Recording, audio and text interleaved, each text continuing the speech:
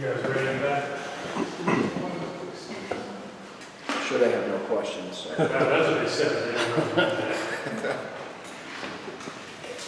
So where does it begin when you look at back at the game? There were some issues in the first quarter, then things went well, then everything kind of fell apart in the fourth. When you're looking at it, where does it start with you? Well, as you go back and look at it, early in the game, we gave up a couple of explosive plays, right? One pass, a 41-yard pass, and we gave up a long touchdown run. Then I think we kind of settled in and started to play better probably midway through the second quarter, all the way through the third quarter. And we settled down. We kind of had an idea of what they were doing. Thought we fit the run well. We weren't giving up any explosive plays. We were getting off the field. And then the fourth quarter, at that point, I think we had given up 21 points. And then the fourth quarter was an implosion, and it was a lot of things. And it was not on a single individual. It wasn't on a single group of players, D-line, linebackers, secondary. It was everybody. And usually when those scenarios happen, it's poor execution. And then, you throw on top of that, we had several opportunities to get off the field. And then we had penalties. And, I think special teams did a good job of giving us long fields where they had to drive the ball. There was times where we'd get ahead of the chains and we'd get a penalty. So the fourth quarter was a mixture of a lot of things. Some of it was great execution by them. Some of the throws they made in the fourth quarter were, right where the ball had to be. But we have to be better in the coverage element. And when we have time, when we have opportunities to get off the field, we got to be able to get off the field. And those penalties, they aided 3 or 4 different drives that ended up turning into points. So there's a lot of good that can come from this. Obviously, it was a performance that we wish in the fourth quarter hadn't happened. But there's a lot of learning. There's a lot of teaching. We have to tackle better on top of that as well. I feel like we missed a lot of tackles we shouldn't have. I think that was evident pretty much through most of the game. But I think we can get better at that. And, overall, just the penalties, the tackling, misexecution of some coverage elements. All of those things, it was the perfect storm, and it'll be a learning experience for our whole defense. Gene, there's a lot of times when you start a season, you have an idea of what you're working with, but until they actually play games, you're not entirely sure. Has that been a surprise in terms of what you thought you were working with versus how they're responding on the field? Has there been a huge gap with that part, I guess? Well, let me say this. Through times of chaos, which we've obviously had that, we certainly had it Saturday, the players have responded amazing with just kind of their demeanor on the field, not really panicking when things weren't going well. So in that regard, that's been good. But, everything is a feel thing. Everything, the first couple of games with any new staff, there's a feel thing on, how we're going to call the game. We're learning about our players as we go. Sure, there's always that learning curve, right? So we always want to, we're looking at different people. We're trying to play more people. We feel like that's imperative, that we can play more people. But it's a process where we're learning each other. So there's no question about that. Coach, 2 questions. First, have you ever given up 40 points in a single quarter in your coaching career? Never. The second question, from the point of 10 points being scored in the fourth quarter to 20, then to 30, did the message change at all from what you were telling your guys in huddles before plays started to try and motivate them differently, to try and get them to do something differently? In those scenarios, you're trying to stay calm and you're trying to, obviously you're always motivating your guys, right? Those conversations in those scenarios happen on the sideline between series, obviously. And that was kind of back to my other point of that when we have those conversations with those guys, and we've always talked about being able to weather the storm and the chaos, that's when those conversations take place, right? So when they come off the field, it's more of what are they doing? What do we need to do to correct it? What do we need to do to change it? And then also being able to, make sure that their mindset is right. And it was. And again, we have to do a better job coaching. So this is all of us, starting with me, doing a better job coaching. And we know there's issues that we got to fix. That's obvious. But there's definitely a fine line between knowing what you got to fix and panicking. And I'll never be a panicker. There's certainly urgency, and our players know that. We talked about it yesterday. We went through the film together, pointed out all the things that were wrong, and they've been awesome. So they just have to keep working. We have to keep working as coaches to put our guys in a better chance to succeed. But the message is great, and to be honest with you, with the game on the line, when things weren't going well, Noah and Kamen Rucker made a great play at the end to win the game. So they're amongst all of the negatives that were out there, which there were plenty. We also have to pull the positives from several different parts of the game where they played well.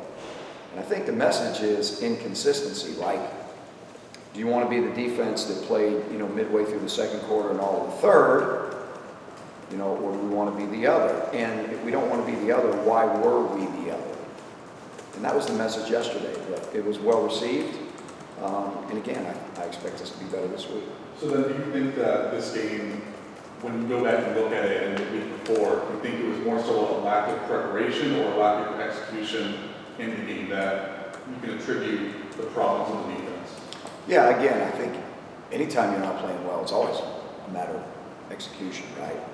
But that kind of goes back to my original statement. We have to do a better job of preparing our guys.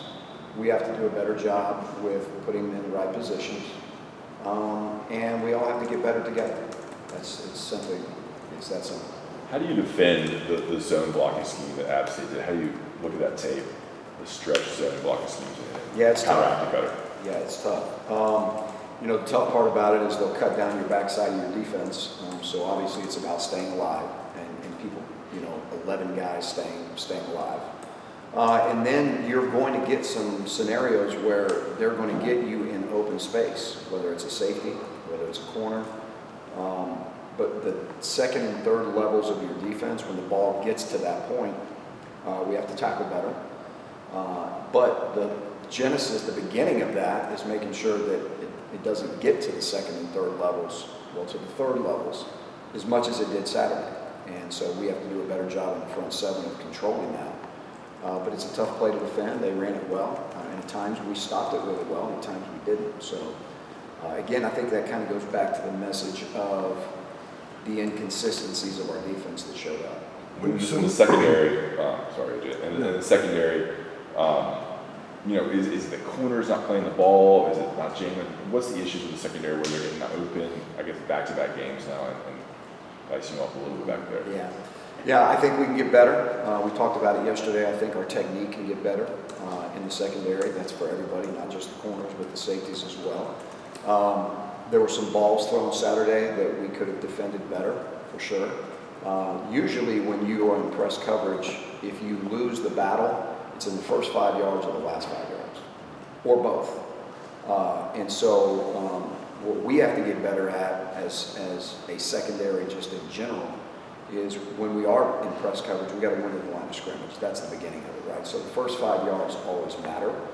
And sometimes our technique wasn't as good as it needed to be, so we lost at the line of scrimmage. And then typically when that happens, you're trying to play catch up down the field. And so again, it goes back to getting better at fundamentals, getting better at executing different coverages, and we're all responsible for that. When so many things don't go right, what is one thing that if you get it fixed, it will have a significant effect on the other things not going as poorly as they did? Well, I don't think there's one thing. I think there's a couple things that you have to focus on here, right? Number one is the execution of technique. And that's at every position, right? So we talk about the run game. Sometimes the defensive line gets cut down. Or sometimes the linebacker misfits. The ball's running on the secondary. If you're talking about the pass game, sometimes it's lack of pass rush. Sometimes it's a DB losing at the line of scrimmage. And then, obviously you have to look at missed tackles. And then you have to look at the opportunities where, again, where we, had opportunities to get off the field and, we've got these penalties, they keep us on the field and, we tell them, we keep track of these in practice. If you're doing it in practice, it's going to happen in the game. So they just have to understand that, in critical times in games, the execution has to be flawless, or you end up playing hard on 3rd and 4th down, and you're back out there all again. You're out there for another series, simply because, we ended up getting penalties. So, not trying to run around the question, but there's not one thing that needs to happen. There's several things that need to happen that we need to continue to improve. Was there something that you said to Drake or Phil after the game, kind of saying, hey, thanks for scoring so many points, thanks for giving us so much room to work with? A huge thank you and a huge hug, maybe even a kiss in there somewhere. No, the offense has been amazing. They've been amazing, and obviously they're really, really giving us a chance to try to fix some issues, and it's been really fun to watch them. They've done a great job, but yeah, you think there's a couple thank yous after the game? Yeah, for sure. Gene, you've had a lot of experience in your career doing a lot of different things. 7 years ago, you came here and inherited a defense that was the worst in the country, and things went well. You got things going. Is there any parallel here or any experience from that you can recall that can help you in dealing with a group that maybe has some confidence shaking a little bit? Guys, I've done this a long time, so I've been through a lot of scenarios, right? I've been through a lot of firsts. Saturday was probably another first in my career, just kind of the way the 4th quarter went. And, as long as I'm leading this defense, we're going to do it one way. Every day is going to be about consistency. The message is going to be about consistency.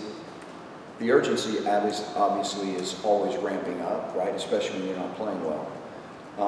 But one thing that I won't do is I won't come in after a great win and be one way, and then come in after a disappointing day and be another way. I've been doing it too long. So I know what goes with this. I know what issues are out there. I know what we have to fix. I have a lot of confidence in our guys still being all in without question. I don't think there's any question right now. And particularly when you have scenarios like this where you can literally show them together as a group, this is what happens, and this is always a game of inches, right? So, if a safety's off just a yard or two, or linebacker's over in a gap, a foot and a half away, those things matter. And so we'll continue to give them a consistent message. We as coaches, me and everybody on defense, we have to up our game. We know after 2 games, we know our guys, we're learning our guys, we're learning what they can do, what they can adjust to, and that is an adjustment period. But, for me, I've just been through too much, and I hope there's not another first, but if there is, we'll deal with that too. So, but our kids have been phenomenal, and I will say this, when you look at all of this and, you break it down, you always say, okay, how are they going to respond? Yesterday's practice was awesome. The meetings were awesome. We just got to get it fixed. So we're not going to panic, but there is a huge sense of urgency. When you look at practice this week and trying to fix some issues or fix bad habits from players, work on tackling or get up blocks, what's the process to do that in season to fix some of the little things that can obviously make a big difference on plays and stuff? Yeah. Number one, it's the standard of how you practice. And that's one of the things that I think that we've really tried to do. I feel like our practices have gone well. And I think that trying to fix issues in practice, you got to give them as much game speed scenarios as you can. We do a lot of in-season, against the offense. And the means behind the madness for that is that we get good on, the best on the best of blocking, of tackling, things of that nature. And we need to do that. So within that structure, within the structure of our individual time and how we're individually coaching our guys and working on the skill sets that we need to develop, we need to do a better job of that. So In season, yeah, it's you know, you got to work on the opponent. You know, Georgia State does a lot of things. They run the ball really, really well, and so we got our hands full there. But in the same sense, we have to get better at the little issues that you know popped up Saturday. Gene, are you guys still doing any live tackling since the regular season started, or is it all the thud? Yeah, it's all the thud. You know, it's hard to do that during the season. So really, that comes down to, you know, working tackling, you know, tackling circuits, tackling particularly in open space. But you know, again, then it's also about in practice constricting spaces too, right? So that you know, there are several times Saturday that you know people would look at a missed tackle and say, "Wow, that guy missed that tackle." But that wasn't the beginning of the problem. The beginning of the problem is you got guys that are running up the field and making these lanes to run in, you know, much greater than they need to be. So it's not always just the product of a guy missing a tackle. A lot of times it's a product of the front making it more difficult to make those tackles because we're not doing some things right. So, but to your point, it's hard to tackle during the season. I'm not sure anybody does that. And what do you need to see from the defensive line to kind of that maybe they lost track of during Saturday's game? Well, I think you know, playing with great pad level. We've been saying that since day one, right? Staying on their feet, staying alive, holding their gaps, and you know, even when we have movement up in the front, making sure that we're, you know, if the gap moves, we're redirecting back in the gaps. If you don't do that, then you have two in the gap, and that's where you know. That's where you have a single point failure in the run game if two guys are in the same gap. So, but they just need to continue to, you know, work on pad level, playing physically and striking blocks, and staying in their gaps with movement.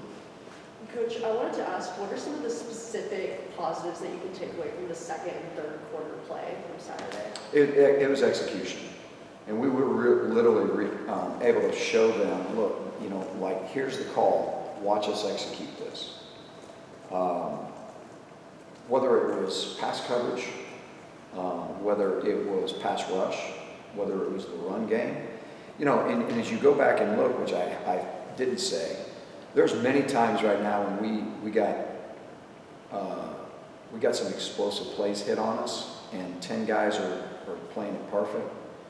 And one guy's out of position, you know, whether he lost that battle, you know, somewhere in the play, but one guy's out of position. You know, we could play great coverage, and then I got to give them credit. Some of their throws were amazing throws and catches. They did a good job of that. They got the ball out a couple times in 2 seconds, and we were there. We were in coverage, and it was a great throw and a great catch. So some of that happened too. That's not an excuse. That's just fact. So. It was a perfect storm, but there was, in the second and the third quarter, like you said, like you asked, when we executed, we were good. When we were focused and locked in, we were good. And, you know, this is about focusing for 60 minutes. So we get up by 17 points or whatever it was. We just got a turnover. Everything was good. And I think we lost focus. I think that, you know, at that point it was, you know, human nature is to say, okay, we got this. And we didn't have it. And I think that's part of the problem too, is making sure that our guys understand how important it is to focus for the entire 60 minutes. Because I don't feel like we did that as a group Saturday. And we talked about that yesterday. Building on that. Go ahead. Thank you. When you are going back and looking at it, just wanted to ask you about your process. Like, so Saturday, were you popping in the tape on the bus on the way back, or say, I'm just going to get away from this and start off Sunday morning, you know, by doing that, you know, are you... I wanted to get away from it, but I can't. But like, I mean, what's the approach you take with it? Are you taking notes and stuff? Are you just watching it and taking mental notes? Like this, how do you go through sorting out all that thought? So we definitely, we had a bus ride home, so we always typically watch the game right afterwards. So we watched it, I watched it on the bus, all the assistant coaches watch it on the bus. You take all your notes, you look at it. So I actually watched it 2 times that night before I went to bed.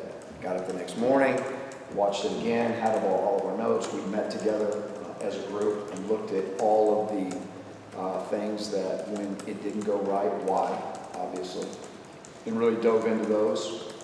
and then took that and then had a team meeting with our players and basically talked through all of that. That's the process. On a positive note, building off the answer to the second, third quarter, were there some players that stood out you thought did well, did some good things? I know you mentioned Taylor and Ruck, the butcher. Are there any What you players? call Yeah, his nickname's Cayman Ruck, the butcher. Any other positive players? That's good, I'll call him that. I'll tell you who really played hard and well was Des Evans. I was really proud of Des. I thought he tried to play violent. He played so hard the entire day. I was really proud of his effort. I think Cam Kelly took some steps in the right direction as a player. I think he's getting better. Cedric Gray, obviously, I mean, he played a lot of snaps, and you talk about playing your guts out now. I mean, he played his guts out. And I hesitate to name names because so many other guys did too, but those guys pretty much jumped out on the film. All right, you guys good? Good? Thank you very much. Thank you, Jay. Appreciate it.